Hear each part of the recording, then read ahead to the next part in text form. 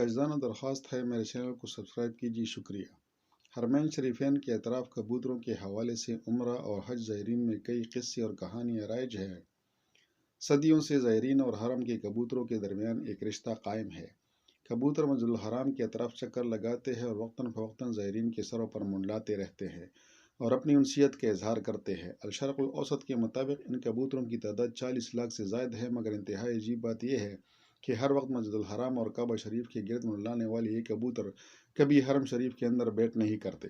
یہ کبوتر ڈال کی شکل میں جب ایک صحن یا عمارت یا دوسری عمارت یا صحن حرم میں اترتے ہیں تو یہ منظر بڑا دلکش ہوتا ہے۔ زائرین بھی کبوتروں کو دانہ ڈال کر خوشی محسوس کرتے ہیں۔ حرم مکی کے کبوتر منفرد رنگ رکھتے ہیں۔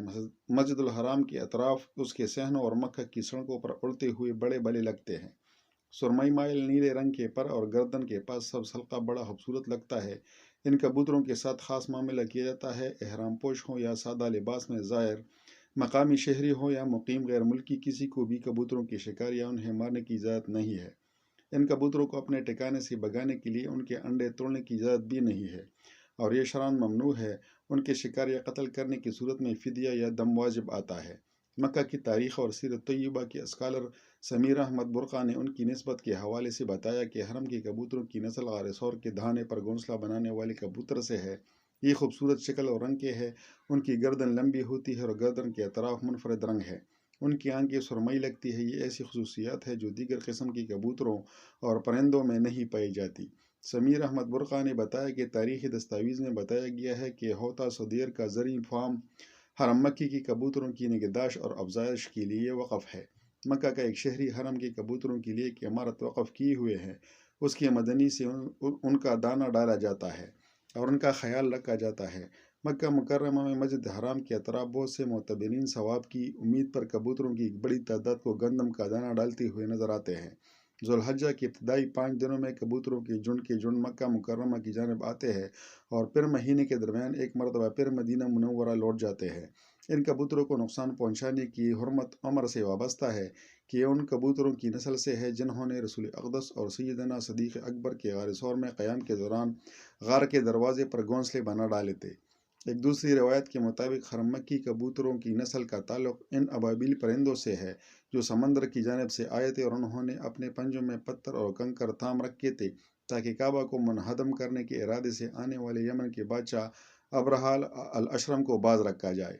اس حوالے سے ایک تیسری روایت میں مشہور طوفان کا قصہ بھی ملتا ہے اور حضرت نوح علیہ السلام نے اس پرندوں کو زمین اور اس کی خشکی کو دریافت کرنے کے واسطے استعمال کیا تھا۔ اس طرح یہ پرندہ دنیا بھر میں امن کا عنوان بن گیا۔ یہ کبوتر دور رسالت سے حرمین شریفین میں بسیرہ کیے ہوئے ہیں۔ حضرت ابن عمر کے کجاوے کانے اور کپڑوں پر کبوتر آ کر بیٹھ جاتے تو آپ انہیں کچھ نہ کہتے۔ ایک قریشی لڑکے نے حرم کا کبوتر مار دیا تو حضرت ابن عباس نے فرمایا ایک بکری بطور فدیہ دو۔ اس لیے حرم کے کبوتر لوگوں سے نہیں ڈرتے۔ مکہ کے کبوتروں میں کچھ خاص باتیں ہیں۔ حرم کا کبوتر غیر کبوتروں کے ساتھ میل نہیں کھاتا، خواہ اسے کتنی ہی دنوں کیوں قفس میں بند رکھا جائے۔ حرم کا کبوتر دوسرے کبوتروں کے ساتھ دانہ چگنے میں شریک ہو جاتا ہے، مگر دوسرے کبوتر حرم کے کبوتروں کے کھانے دانے میں شرکت نہیں کرتے۔ حرم کے سے زیادہ کبوتر پالتو کبوتروں سے زیادہ قوی، زیادہ پرواز کرنے والے، تیز نظر اور زیادہ حشاش بشاش ہوتے ہیں۔ دانے کے لیے دوسرے کبوتروں سے خوب لڑتے ہیں۔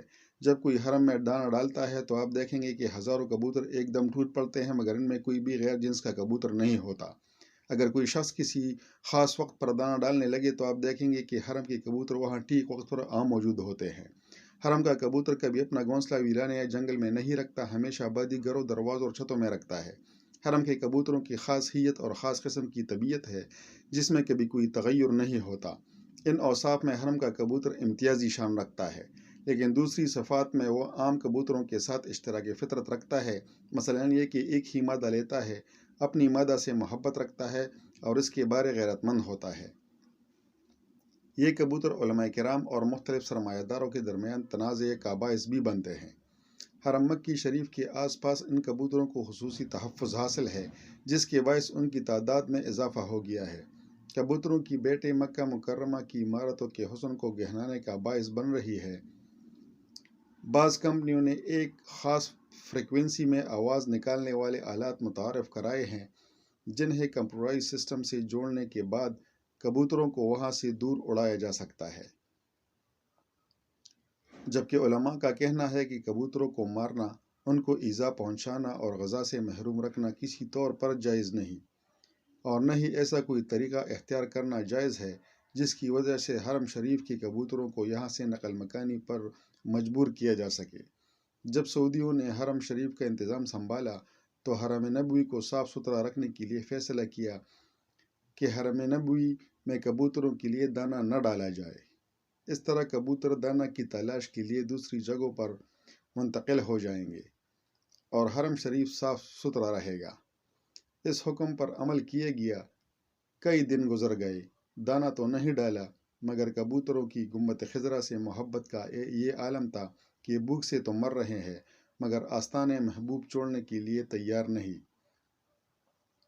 اہل مدینہ میں یہ بات شہرت پکڑ گئی، لوگوں نے حکومت کو تار دیے، اصرار کیا، پھر حسب سابق دانہ ڈالنا شروع کیا۔ علامہ علی بن برہان الدین فرماتے ہیں، یہ کبوتر اس جوڑے کی نسل سے ہے جنہوں نے غار ثور پر گھونسلہ بنایا اور انڈے دیے۔ محبوب کریم کو ان کی خدمت ایسی پسند آئی کہ ان کی نسل کو بھی اپنے پاس رہنے کی اجازت دے دی۔ سعودی عرب کے پیشہ ور فوٹوگرافر بدر العتیبی نے مکہ مکرمہ میں حرم شریف کے باہر کبوتروں کے مختلف مناظر کو اپنے کیمرے میں محفوظ کیا ہے۔ حرم مکی کے باہر لاتعداد کبوتروں کی موجودگی کا کیمرے کی آنکھ سے اظہار خوبصورت ماحول کو اجاگر کرنے کی ایک منفرد کوشش ہے۔ مکہ مکرمہ کی ام القری یونیورسٹی میں قانون کے طالب علم بدر العتیبی نے العربیہ نیٹ کو بتایا کہ 6 سال قبل انہیں فوٹوگرافی کا شوق ہوا۔ شروع میں انہوں نے موبائل کیمرے سے اپنا یہ شوق پورا کرنے کی کوشش کی، مگر بعد میں یہ پیشہ ور فوٹوگرافر بننے کے لیے دوستوں کے مشورے سے ڈیجیٹل کیمرہ خرید لیا۔ بدر العتیبی نے بتایا کہ حرم مکی کے باہر موجود کبوتر مختلف ناموں، رنگوں اور نسلوں کے ہیں۔ تاریخی اور دستاویزی کتابوں میں بھی کبوتروں کی اقسام کی تفصیلات ملتی ہے۔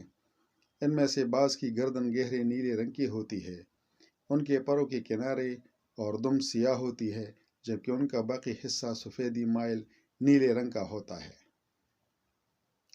انواع و اقسام کے کبوتر مکہ مکرمہ بالخصوص مسجد حرام اور مدینہ منورہ میں مسجد نبوی کے اطراف میں ہمیشہ موجود رہتے ہیں۔